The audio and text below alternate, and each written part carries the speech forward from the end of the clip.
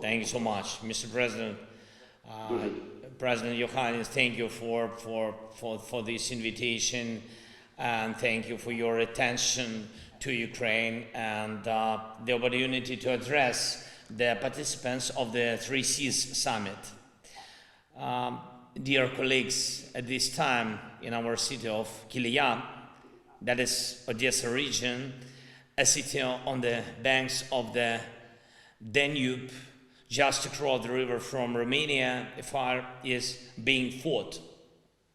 And the fire that started at night after the Russian Shahid attack, exactly on our infrastructure, which ensures the life of the Ukrainian part of the Black Sea and Danube regions. Actually, this is a fire in the body of our three seas.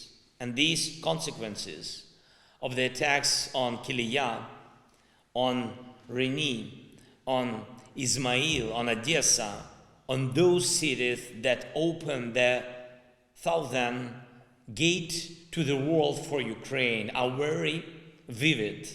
Now Russia is hitting Ukraine, but what would have happened if it had succeeded, as it did earlier in history, in making Ukraine its foothold?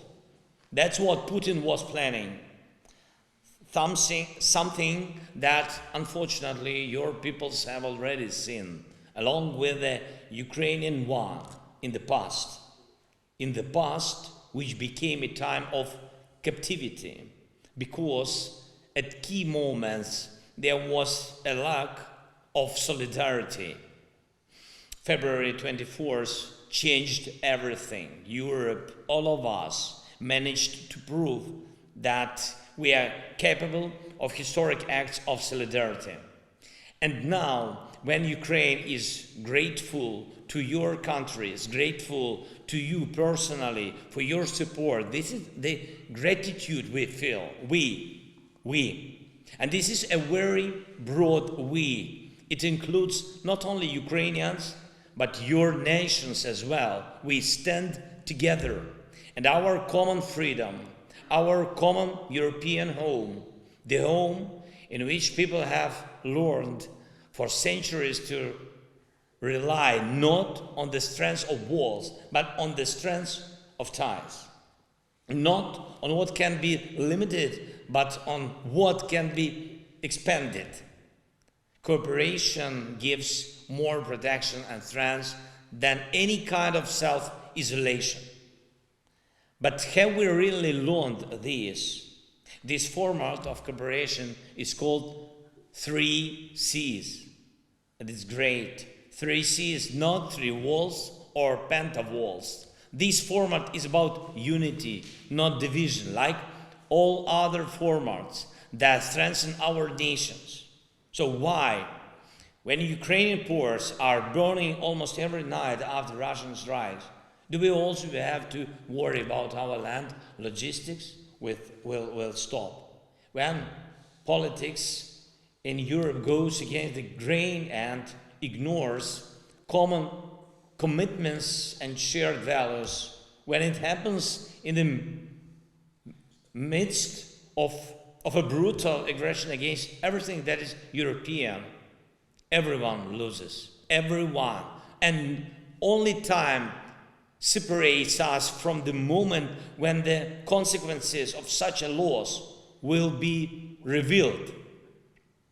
Ukraine is strongly against any further restrictions on the export of our grain. And we calmly watch as our grain becomes a source of good income for various European countries that process our agricultural products and make money on logistics. Farmers in different countries use Ukrainian feed for the benefit of their farms.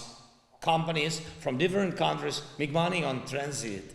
And this is a benefit for the entire European economy, but specifically for the Ukrainian segment of the European economy. It is not about making money, but about survival in the face of Russian terror. Only today, and only one Russian shelling killed at least 16 people in Konstantinovka, little place, little town in Donetsk region. And more than 20 people, that is information for this time, more than 20 people injured. Ordinary shops, town market became a target. Please do not turn Ukraine into a target either economically or politically. And I'm now directly addressing you, my friends, partners, my colleagues, Mr. President of Romania, you, Mr. Deputy Prime Minister of Bulgaria, you, Madam President of Slovakia, you, Mr. President of Poland, you, Madam President of Hungary, you, Madam President of Moldova, everyone on whom the freedom of our agriculture export depends in one way or another. Any restrictions against Ukrainian exports now are scaling up of the destruction caused by Russian terrorists. This is exactly what it is. And I would like to address the European Commission specifically. The foundation of Europe is, among other things, free competition and fulfillment of promises. Ukraine fulfills its promises and never interferes with free competition.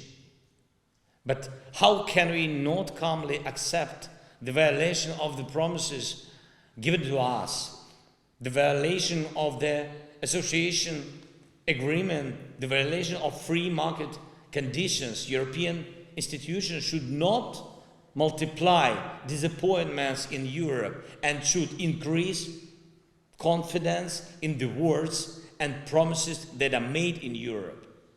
Ukraine is fighting for life and for our common European values on the battlefield. And it is fighting at sea and on land. It is fighting in the air, in cyberspace, in the information environment, in the sphere of commerce. But if we have to fight for Ukraine and the foundations of our common Europe in arbitration, we will fight. We don't want, but we will fight in arbitration.